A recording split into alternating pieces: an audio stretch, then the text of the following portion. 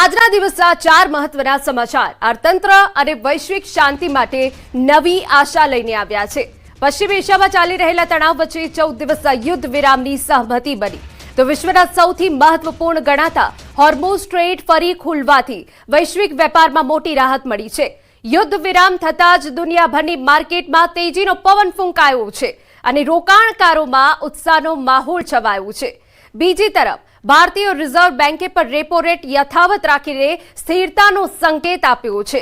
Repo rate 5.25% પર યથાવત રાખવામાં આવ્યો એટલે કે લોન મોંઘી નહીં થાય અને તમારો ઈએમઆઈ પણ નહીં વધે। આરબીઆઈ ગવર્નર સંજય મલ્હોત્રાએ બેઠકમાં લેવાયેલા નિર્ણયની માહિતી આપી।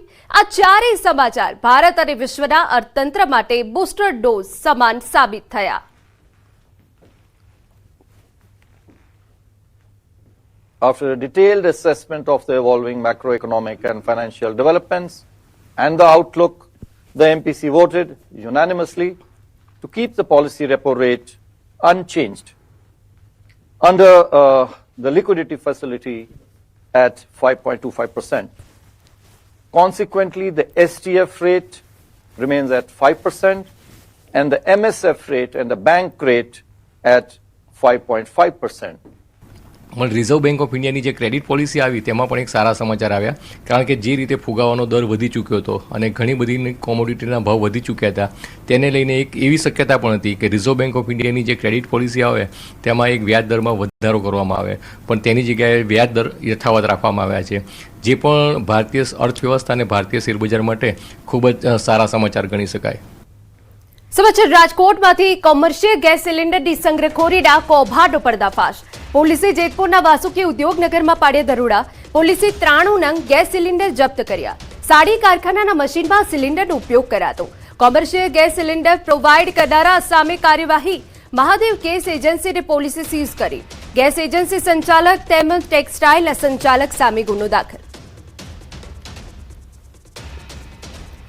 તો આપને જણાવી દઈએ કે ગેસ એજન્સી સામે પણ કાર્યવાહી કરાઈ છે। 2 શખ્સ સામે અત્યાર સુધી ગુનો દાખલ કરવામાં આવ્યો છે। ગેસ સિલિન્ડરની સંગ્રહખોરી કરનાર ઝડપાઈ ગયા છે। મોટા પ્રમાણમાં ગેસ સિલિન્ડરની સંગ્રહખોરી કરવામાં આવી હતી। અત્યાર સુધી પોલીસે 93 નંગ ગેસ સિલિન્ડર જપ્ત કર્યા હોવાની વિગત છે। સાડીના કારખાનામાં મશીન હતું તેમાં ગેસનો ઉપયોગ થતો હતો। યુદ્ધની સ્થિતિથી રાજકોટમાં ગેસના બાટલાની અછત અને બમણા ભાવના કારણે ખાણીપીણીનો ધંધો સંકટમાં મુકાયો છે। એક નાની લારીઓથી લઈ મોટા રેસ્ટોરન્ટના ધંધાર્થીઓ સૌ કોઈ બાટલાની બબાલથી પરેશાન છે। યુદ્ધની અસરો હવે રાજકોટના ખાણીપીણીના ઉદ્યોગ સુધી પહોંચી છે। રાજકોટમાં કોમર્શિયલ ગેસના બાટલા મળવા મુશ્કેલ બન્યા છે। આ પરિસ્થિતિના કારણે નાના લારી ધારકોથી લઈ મોટા રેસ્ટોરન્ટ માલિકો ભારે આર્થિક મુશ્કેલીમાં મુકાયા છે। જો આ જ સ્થિતિ ચાલુ રહેશે તો આગામી દિવસોમાં ખાણીપીણીના મેનુમાં ભાવ વધારો થવાની પૂરેપૂરી શક્યતા છે।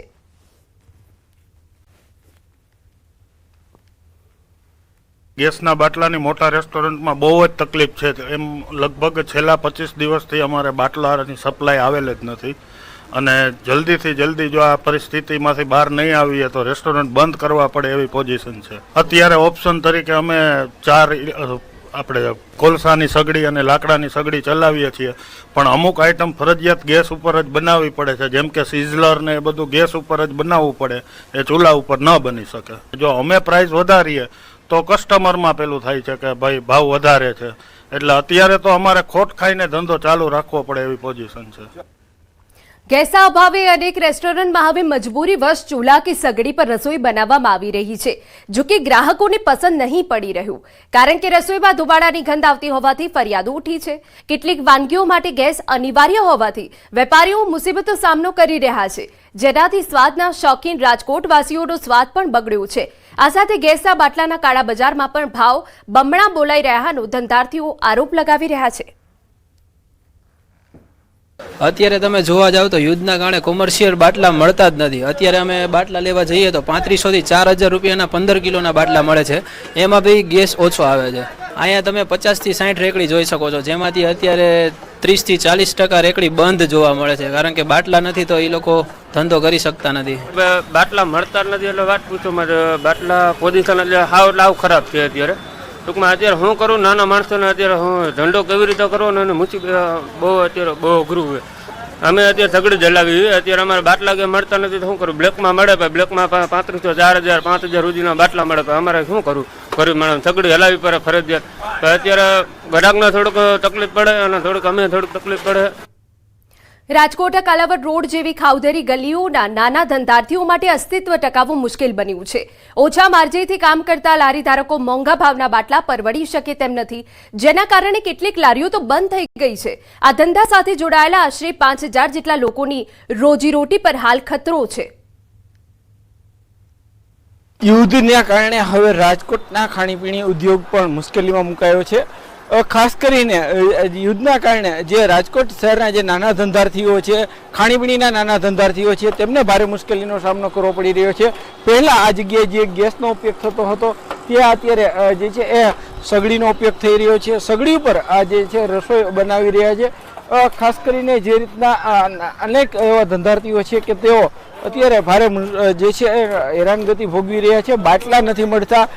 ખાસ કરીને કેટલાક રેકડીઓ છે તે પણ અત્યારે બંધ જે થઈ ગઈ છે. હું આપને એ પણ દ્રશ્ય બતાવવા માંગીશ કે અહીંયા કેટલીક રેકડીઓ છે તે ગેસના બાટલા ન મળતા હોવાના કારણે બંધ થયો હોવાનું જે છે એ સ્થાનિક ધંધાર્થીઓ કહી રહ્યા છે. ખાસ કરીને જે રીતના જે આ વિસ્તાર છે કાલા રોડ ઉપર આવેલી ખાણીપીણીની આજે અહીંયા 50 કરતાં પણ વધુ જે છે નાના મોટી દુકાનો આવેલી છે, રેકડીઓ આવેલી છે અને એમાં અનેક લોકોની રોજગારી પણ અહીંયા જોડાયેલી છે. પરંતુ ક્યાંક ગેસના બાટલાની ઘટના કારણે જે છે એ તકલીફ ભોગવી રહ્યા છે. એટલું જ નહીં, આજે સગડી ઉપર રસોઈ બનાવી રહ્યા છે એમાં પણ ક્યાંક જે ટેસ્ટ જે લોકોને મળવો જોઈએ તેમાં ક્યાંક ફેરફાર થઈ ગયો છે અને એમના કારણે જે છે ગ્રાહકોને પણ ક્યાંક ભાવતું નથી. આવી અનેક ફરિયાદો પણ ઉઠી રહી છે. ત્યારે ગેસની આ જે પરિસ્થિતિ છે તે ફરી નોર્મલ થાય તેવું હાલ સૌ કોઈ ઈચ્છી રહ્યા છે. ખાસ કરીને નાના ધંધાર્થીઓ છે કે જેઓ અત્યારે ભારે મુશ્કેલી ભોગવીને પણ ધંધો કરી રહ્યા છે, તેમને સરળતાથી ગેસ મળી રહે તેવું હાલ અનેક નાના ધંધાર્થીઓનું કહેવું છે. હાર્દિક જોશી, ન્યૂઝ 18 ગુજરાતી, રાજકોટ. અને હવે સમાચારમાં વાત કરીએ માવઠાની.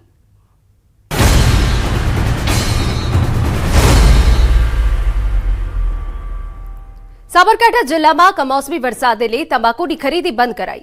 તમાકુનો પાક માર્કેટમાં ન લાવવા ખેડૂતોની જાણ કરાઈ. કમોસમી વરસાદના કારણે ખેડૂતોનો માલ પલળ્યો હતો, જેને લઈને માર્કેટિંગ યાર્ડ દ્વારા તમાકુની ખરીદી બંધ કરાઈ, જેથી ખેડૂતો અને વેપારીઓને પાકમાં નુકસાન ન થાય. હાલની પરિસ્થિતિને જોતા હિંમતનગર કોટન માર્કેટ યાર્ડમાં વેચાણ અને ખરીદી બંધ રાખવામાં આવી છે. વરસાદ અને વાદળના લીધે વેપારી તથા ખેડૂતોને ઘણું નુકસાન થયેલ છે. માલ પણ પલળી ગયેલો છે વેપારીનો. એટલે અમે કાલે પણ કપાસની તમાકુની હરાજી બંધ રાખેલ અને આજે પણ તમાકુની હરાજી બંધ રાખેલ છે. Himmatnagar cotton market yard Vinayak trading વેપારી તરીકે એક મારી નમ્ર અપીલ છે કે ભાઈ વાવાઝોડું અને વરસાદના લીધે માલ વેપારીઓનો બી બગડેલો છે અને ખેડૂતોનો ભાઈ માલ બગડેલો છે. એટલે કાલે બી હરાજી બંધ હતી ને આજે બી હરાજી બંધ જ રાખેલી છે. ખેડૂતોને નમ્ર વિનંતી છે કે તમારો મોંઘો માલ માર્કેટ યાર્ડમાં આજે લઈને આવવો નહીં. સાબરકાંઠામાં કમોસમી વરસાદે અને મિની વાવાઝોડાએ શાકભાજીના પાકમાં ભારે તારાજી સર્જી, જેના કારણે શાકભાજીના ભાવમાં ઘટાડો થતા ખેડૂતોને ભારે નુકસાન વેઠવાનો વારો આવ્યો. હવામાન વિભાગની આગાહી મુજબ ભારે પવન સાથે કમોસમી વરસાદ ખાબક્યો હતો. પ્રાંતિજ, તલોદ અને હિંમતનગરમાં 1 ઇંચ જેટલો વરસાદ પડ્યો. ભારે પવનના કારણે વેલાવાડીમાં શાકભાજીમાં ભારે નુકસાન જોવા મળ્યું. ટામેટા, મરચા, રીંગણ, દૂધી સહિત પાકમાં ભાવોમાં મંદી આવી જતા ખેડૂતોના ખર્ચ પણ નીકળે તેમ નથી. અત્યારે ખરેખર ખેડૂતોને તો પડતા ઉપર પાટું છે. ટામેટાના ભાવ તો 5 રૂપિયે કિલો એટલે 100 રૂપિયે મણ પણ કોઈ લેવા તૈયાર નથી. રીંગણમાં 5 રૂપિયે રીંગણ કિલોના ભાવે વેચાય છે. એ જ વસ્તુ માર્કેટમાં લેવા જાવ તો મોંઘું મળે તમને, પણ ખેડૂતોને આમાં પોષણક્ષમ ભાવ મળતો નથી. મજૂરીના પૈસા અને અહીંયા લાવવાનો ખર્ચો પણ નહીં કરતો નથી. વેલાવાળી શાકભાજી હોય, મોડવાવાળી દૂધી છે, કારેલા છે, ટામેટા છે, તો એ બધા માડવાવાળી શાકભાજીમાં બધા મોડવા પવનથી બધા ભૂઈ પડવાથી ખેડૂતોને એવું સારું એવું નુકસાન આવ્યું છે. શાકભાજીમાં સારી એવી મંદીનો એ ધન દેખાય છે. ગઈકાલે સર્જાયેલ મિની વાવાઝોડા અને કમોસમી વરસાદે છોડ પર રહેલી શાકભાજી નીચે પાડી દીધી ત્યારે હોલસેલ માર્કેટમાં મરચા, ટામેટા, દૂધી અને રીંગણ સહિતનો પાકનો ભરાવો થયો છે અને ભાવમાં અચાનક 30 થી 50% ઘટાડો થતા વેપારીઓ શાકભાજી લેવા માટે તૈયાર નથી, જેથી ખેડૂતોને મોટું નુકસાન થયું છે। જો હજુ વરસાદ પડે તો નુકસાન વધારે વધી શકે। છૂટકના વેપારીઓના ગઈકાલનો શાકભાજી એટલી બધી ભરેલી પડી હતી એટલે આજે બી એ લોકો 50% બી વેપારી શાક માર્કેટમાં માલ લેવા આવ્યા નથી। જો શાકભાજીની આવક જો ઓછી થશે તો ભાવમાં તેજી જોવા મળશે। હવામાન વિભાગની આગાહી વચ્ચે ગઈકાલે જે કમોસમી વરસાદ વરસ્યો તેના કારણે શાકભાજીમાં મોટા પ્રમાણમાં નુકસાન જોવા મળ્યું છે। ખાસ કરીને વાત કરવામાં આવે તો જે જિલ્લામાં ખાસ કરીને વેલાવાળી શાકભાજીનું ઉત્પાદન થતું હોય છે, માંડવાવાળી શાકભાજી, તો માંડવાવાળી શાકભાજી કે જે ટામેટા છે, દૂધી છે, કારેલા છે, આ તમામ પ્રકારની જે શાકભાજી છે, શાકભાજીમાં અચાનક જ મંદી જોવા મળી છે અને જેના ભાવ 600 થી 700 રૂપિયા હતા તે ઘટીને અત્યારે 300 થી 400 રૂપિયા થઈ ગયા છે। એટલે કે કહી શકાય કે જે ભાવમાં છે અચાનક જ મંદી આવી છે। જે ખાસ કરીને જે વેલા હતા તો વેલા પડી જવાના કારણે, વાવાઝોડાના કારણે નુકસાન થયું હતું અને જે એક જ સાથે જે માલ માર્કેટમાં આવતા અત્યારે હાલ તો મંદીનો માહોલ જોવા મળી રહ્યો છે। આવનારા સમયમાં પણ જો વધુ વરસાદ પડશે ને વાવાઝોડું આવશે તો આના કરતાં પણ પરિસ્થિતિ વિકટ બની શકે તેવી જોવા મળી રહી છે ને જો માનવા પડી જવાથી જે છોડ તૂટી જશે તો આવનારા સમયમાં જે શાકભાજીના ભાવ જે અત્યારે હાલ મંદી છે પરંતુ આવનારા સમયમાં ચોક્કસપણે તેજી જોવા મળે તેમાં નવાઈ નહીં। ઈશાન પરમાર, ન્યૂઝ 18 ગુજરાતી, સાબરકાંઠા। સમાચાર છોટાઉદેપુરમાંથી। સરહદી વિસ્તારમાં કમોસમી વરસાદ પડ્યો। વહેલી સવારમાં ધીમી ધારે કમોસમી વરસાદ પડ્યો। છોટાઉદેપુર જિલ્લાના મધ્ય પ્રદેશની સરહદના રંગપુર, જોડાબાંધ, ફેરકુવા, ખડકવાડા વિસ્તારમાં વરસાદ। કમોસમી વરસાદને પગલે ખેડૂતોમાં ચિંતા। મકાઈ, મગફળી, તુવેર જેવા પાકને નુકસાનની ભીતિ। શહેજાબ અમારા સંવાદદાતા વધુ વિગતે વાત કરવા જોડાયા છે। શું વિગત? જી હિના, ખાસ કરીને છોટાઉદેપુર જિલ્લામાં વહેલી સવારથી જ વાતાવરણમાં પલટો જોવાયો હતો અને ખાસ કરીને જે છોટાઉદેપુરના જે સરહદી વિસ્તાર છે, મધ્યપ્રદેશની બોર્ડર પર આવેલો જે વિસ્તાર છે કે ત્યાં આગળ સવારથી જ વાતાવરણમાં પલટો હતો, ત્યાં વરસાદ વરસ્યો હતો। હાલ તો જે વરસાદ વરસ્યો છે જેના કારણે ખેડૂતોની અંદર ચિંતા જોવાઈ રહી છે, કારણ કે કમોસમી વરસાદને લઈને જે રીતે જે ખેડૂતો જે પાક કરતા હોય છે તેમાં મગફળી હોય, તુવેરનો પાક હોય, મકાઈનો પાક હોય, તેમાં ખેડૂતોને ચિંતા સતાવી રહી છે। હાલ પણ વાતાવરણ વરસાદી છે અને છોટાઉદેપુરની અંદર સરહદી વિસ્તારની અંદર વરસાદ વરસી રહ્યો છે। જી હિના, બિલકુલ આભાર તમામ વિગતો બદલ। તો વહેલી સવારથી ધીમી ધારનો વરસાદ છોટાઉદેપુરના અનેક ગ્રામ્ય વિસ્તારમાં જોવા મળી રહ્યો છે। મહીસાગર જિલ્લામાં કરા સાથે પડેલા ભારે વરસાદે તબાહી મચાવી દીધી। વાવાઝોડા જેવી પરિસ્થિતિમાં આવેલા વરસાદે ખેડૂતોની મહેનત પર પાણી ફેરવી દીધું। ખાસ કરીને ઉનાળુ પાક બાજરીને ભારે નુકસાન થયું। જ્યાં ઊભો પાક લેવાને આરે હતો ત્યાં જ જમીનદોષ થવાથી તમામ છોડ જમીન પર ઢળી ગયા। ખેડૂતો કહે છે કે હવે આ પાકમાં ન તો અનાજ મળશે ન તો ઘાસચારો। આ પ્રકૃતિના પ્રહારથી ખેડૂતો પાયમાલ થઈ ગયા છે, તેથી જીવન ટકાવી રાખવા સરકાર પાસે તાત્કાલિક સહાયની માંગ કરી છે। મહીસાગર જિલ્લામાં ગત રોજ વાવાઝોડા સાથે વરસાદ ખાબક્યો હતો અને ભારે વરસાદના કારણે ખેતીમાં નુકસાન થવા પામ્યું છે। ન્યૂઝ 18 ગુજરાતી પહોંચ્યું છે વરદરી વિસ્તારના ખેડૂતો જોડે કે આપ દ્રશ્યો જોઈ શકો છો કે આ તમામ ખેડૂતોનો પાક હતો ક્યાંક ને ક્યાંક નષ્ટ જવાના આરે આવી પહોંચ્યો છે। વરસાદને લઈને જે છોડ હતા તે ખેતીમાં નષ્ટ જવાને આરે આવી પહોંચ્યા છે। અમારો મુખ્ય પાક બાજરી જ છે। લગભગ 50 હેક્ટરમાં અમે બાજરીની ખેતી કરી હતી। પહેલા 5 વાગે જે વરસાદ આવ્યો એમાં કરા સાથે વરસાદ પડ્યો, પછી બ્રેક આવી અને પછી જે સાંજે વરસાદ પડ્યો ફૂલ વાવાઝોડું આવ્યું, લોકોનો પત્ર ઉડી ગયો અને અમારી આ જે મુખ્ય પાક બાજરી છે એ બિલકુલ જમીનદોસ્ત થઈ ગઈ। આ ઢોરને ઘાસચારો કામ લાગે એવો નથી કે અમારા ખેડૂતને બી કશું કામ લાગે એવું નથી। ઓનલાઈન બાજરી બી કાલે નોંધાઈ બી દીધી છે, બરાબર। તે છતાં આ એ ઓચિંતાનું વાવાઝોડું આવ્યું અને વરસાદ આવ્યો તો અમારી આખી આ બાજરી પાક નિષ્ફળ ગયો છે। એટલે અમારી સરકારને એવી રજૂઆત છે કે અમને વહેલામાં વહેલી તકે જે સરકારથી બને એ અમને સહાય આપે। બાજરીનો પાક તો પણ નિષ્ફળ ગયો છે। બરફ ને કરા સાથે પાણી ભરી ગયું છે। બાજરીમાં ઘાસ બી કામ આવે એવું નથી અને સહાય હાલે એવી માન્યતા છે અમારી। અમારે ચોમાસામાં કઈ પાકતું નથી। ઉનાળામાં બાજરી કરીએ છીએ તો બાજરીમાં પહેલા ઈયળો પડ્યો અને પછી કાલે 5 વાગે વરસાદ આવ્યા પછી 1 કલાક પછી વાવાઝોડું આવ્યું અને વાવાઝોડામાં ઘરનો પત્ર ખેતરમાં ઓળી કરેલો હતો, એનો પત્ર ઉડી ગયો। આ બાજરી લપેટ થઈ ગઈ, એના કારણે ઢોરને બી ઘાસચારો કામ લાગે એવો નથી। અમને જે બને એ સહાય ખેડૂતોને સહાય કરે એમ એવી માંગણી છે અમારી। ખેડૂતો પાયમાલ થયા છે અને ખેડૂતો અત્યારે સરકાર પાસે એક જ માંગ કરી રહ્યા છે કે અમને વળતર આપો। મિતેશ ભાટિયા, ન્યૂઝ 18 ગુજરાતી, મહીસાગર। સમાચારમાં હવે વાત કરીએ સ્વરાજનો સંગ્રામ.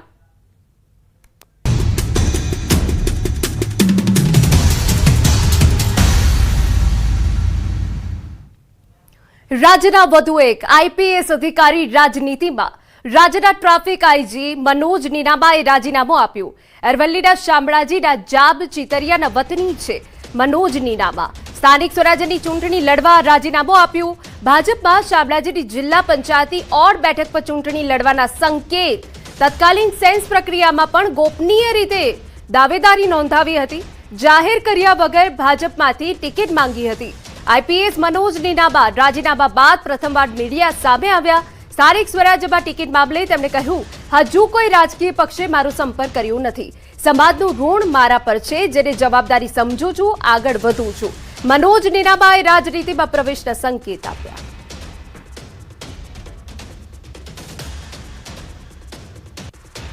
સમાજ પ્રત્યે પણ આપણે થોડું ઘણું જવાબદારીઓ પણ વધે છે, ઋણ પણ આપણા પર છે.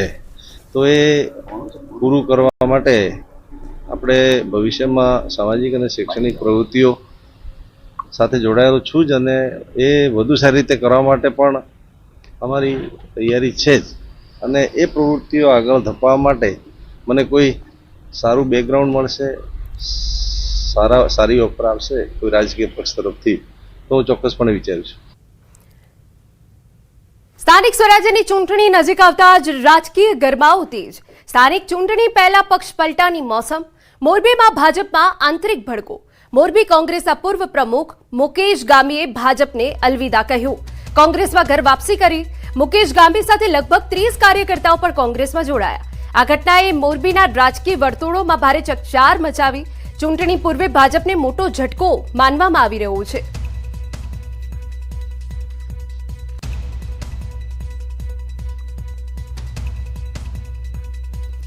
રાજકોટ વોર્ડ નંબર 17માં સ્થાનિકોનો વિરોધ. પૂર્વ કોર્પોરેટરનું નામ કપાતા જ રહીશોમાં રોષ. કોંગ્રેસી યાદીમાં ઘનશ્યામસિંહ જાડેજાનું નામ ન હોવાથી હોબાળો. હસનવાડી વિસ્તારમાં લોકો રસ્તા પર ઉતર્યા. સ્થાનિકોએ બેનર સાથે ભારે સૂત્રોચ્ચાર કર્યા. ઘનશ્યામસિંહ જાડેજાને ટિકિટ આપવાની માંગ કરી.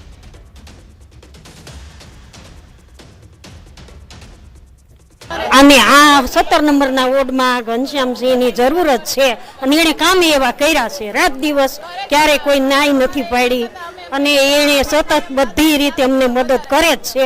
અમારી માંગ એ છે કે ઘનશ્યામસિંહ જાડેજાને ટિકિટ આપો. અમારા ઘનશ્યામસિંહે સારા કામ કર્યા છે. અમે ગમે ત્યારે ફોન કરી ત્યારે ઘણા પગે ઉભા રહીએ છીએ ઘનશ્યામસિંહ.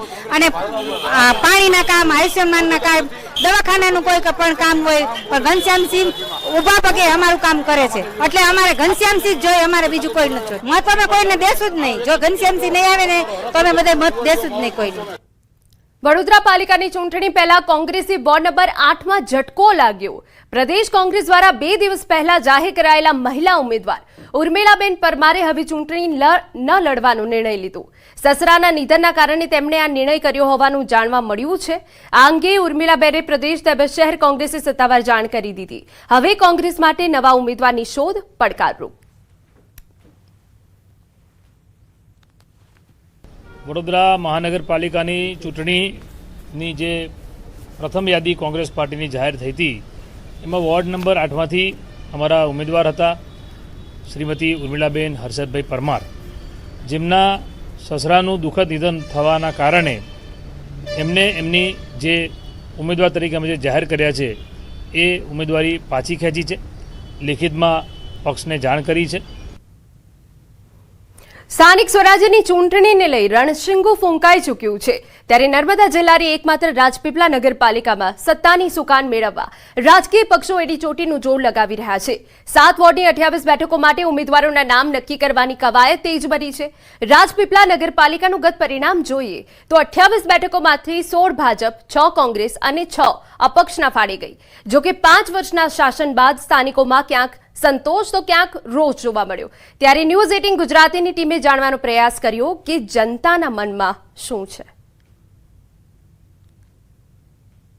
સ્થાનિક સ્વરાજ્યની ચૂંટણીઓની તારીખો જાહેર થઈ ચૂકી છે. ત્યારે નર્મદા જિલ્લાની વાત કરીએ તો નર્મદા જિલ્લામાં જિલ્લા પંચાયત, તાલુકા પંચાયત અને રાજપીપળા નગરપાલિકાની ચૂંટણી જાહેર થઈ ચૂકી છે. તમામ પક્ષોએ પોતાની જે ઉમેદવારો છે જેમના સેન્સ પણ લઈ ચૂક્યા છે.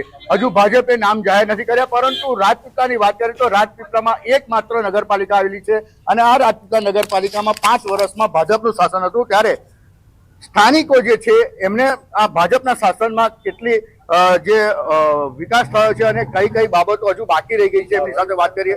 પ્રણાળુભાઈ, રાજપીપળા નગરપાલિકાનો કેવો વિકાસ 5 વર્ષમાં? રાજપીપળાના વિકાસમાં વાત કરીએ તો 5 વર્ષમાં ઘણો સારો વિકાસ થયો છે. રસ્તા, પાણી અને બધાની સુવિધા ખૂબ સરસ આપી છે, પરંતુ જે સ્વચ્છતા હોવી જોઈએ સ્વચ્છતા પૂરતા પ્રમાણમાં થઈ નથી. થઈ છે પણ 80% સ્વચ્છતા થઈ છે, 20% થોડી ખામી છે. ખાસ કરીને હવે નગરપાલિકાની 5 વર્ષની ફરી ચૂંટણી આવી રહી છે, કેવા ઉમેદવારો તમે પસંદ કરવા જઈ રહ્યા છો? અમે શિક્ષિત ઉમેદવારો પસંદ કરવા જઈ રહ્યા છે જે નગરની સારી રીતે વિકાસ કરી શકે. તે છતાં પણ જે રાજપીપળાના ઘણા બધા એવા વોર્ડ છે જ્યાં પાણીની સમસ્યા તકલીફ ફૂલ છે. તમે જોઈ શકો છો કે ઘણી બધી ટાંકીઓ બનાવેલી છે પણ ત્યાંથી પાણી સ્વચ્છ આવતું નથી. ઘણી બધી વોર્ડમાં એ પ્રોબ્લેમ વારે એ પ્રોબ્લેમ આવે છે. વિકાસના કામો તો 50% જેવા થયા છે, રસ્તાઓના અને બધા થયા છે, પણ પાણીની સમસ્યા સૌથી મોટી છે. વાત કરીએ તો જે રાજપીપળા નગરપાલિકાના સ્થાનિકો હતા અને ખાસ કહી શકાય કે જે એકમાત્ર રાજપીપળા નગરપાલિકા આવેલી છે, આ રાજપીપળા નગરપાલિકામાં અનેક જે રોડ રસ્તા તો બની ચૂક્યા છે પરંતુ મોટી સમસ્યા પાણીની પણ છે, ભૂગર્ભ ગટર યોજનાની પણ છે. ત્યારે હજુ પણ જે સ્થાનિકો જે છે એ સારા કોર્પોરેટર લાવે, શિક્ષિત હોય એવી આશા રાખી રહ્યા છે. દીપક પટેલ, ન્યૂઝ 18 ગુજરાતી, નર્મદા. સમાચારમાં આગળ વધીએ તો દિલ્હીમાં ગુજરાતી સમુદાય દ્વારા ખડગેના નિવેદન સામે વિરોધ પ્રદર્શન. ખડગેના વિવાદિત નિવેદન સામે ભાજપમાં ભારે રોષ. સાંસદ પરસોત્તમ રૂપાલા, ધવલ પટેલ સહિતના વિરોધમાં નેતાઓ જોડાયા. મલ્લિકાર્જુન ખડગે દ્વારા ગુજરાતીઓ પર આપેલા નિવેદન મુદ્દે અત્યંત નિંદનીય ગણાવ્યું.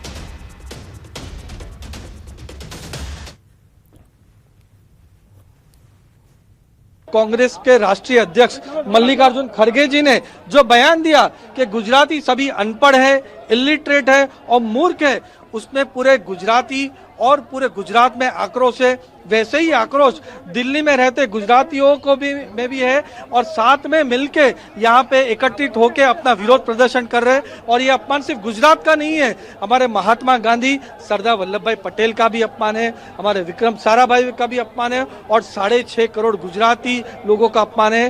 गुजरातियों को गाली देकर केरला में वोट मांगने की इनकी इस चेष्टा से गुजराती समाज में बहुत ही गुस्सा है, कांग्रेस के प्रति नफरत का भाव पैदा हुआ है और गुजराती समाज ने शांतिपूर्ण तरीके से उनके कार्यालय के खिलाफ इस प्रकार का विरोध प्रदर्शन करने का कार्यक्रम आहूत किया।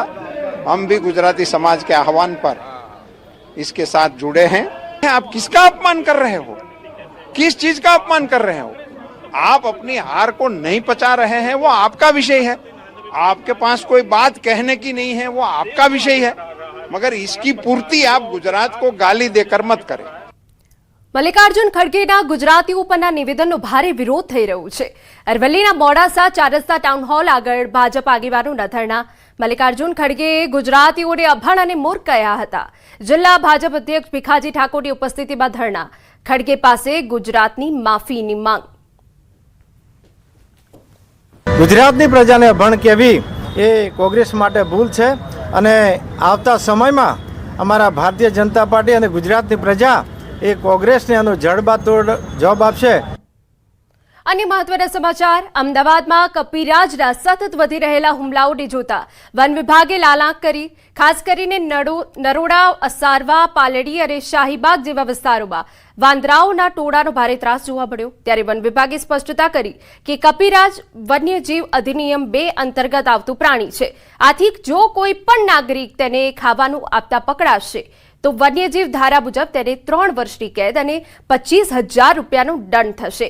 હાલમાં વન વિભાગ દ્વારા આ વિસ્તારોમાં રેસ્ક્યુની કામગીરી કરવામાં આવી.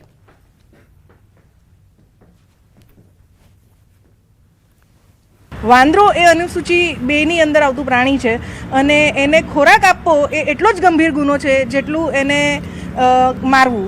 તો એની માટે 25,000 રૂપિયાનો દંડની જોગવાઈ છે એની અંદર અને એની અંદર 3 વર્ષ સુધીની સજાની પણ જોગવાઈ છે.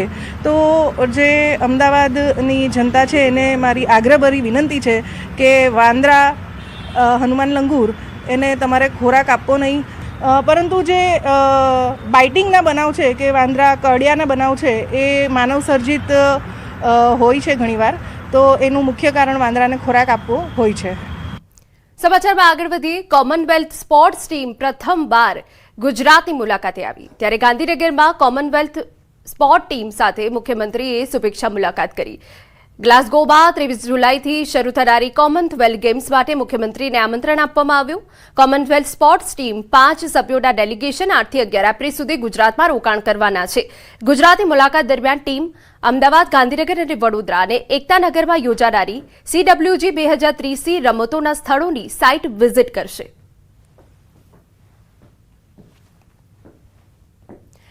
ભરૂચ જિલ્લાના અંકલેશ્વર ઉદ્યોગ ક્ષેત્ર માટે એક ઐતિહાસિક ક્ષણ આવી છે.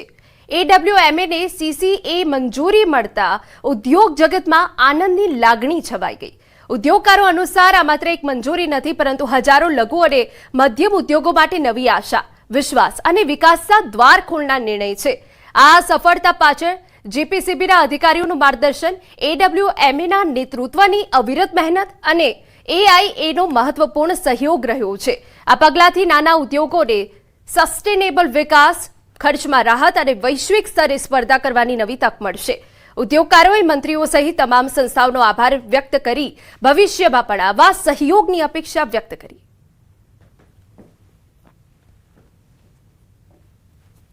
અંકલેશ્વર વેસ્ટ મેનેજમેન્ટ એસોસિએશનની CCA 5 વર્ષ માટે ગ્રાન્ટ કરવામાં આવી છે. તે બદલ અમે આપણા ધારાસભ્ય અને મંત્રી શ્રી ઈશ્વરભાઈનો આભાર માનીએ છીએ.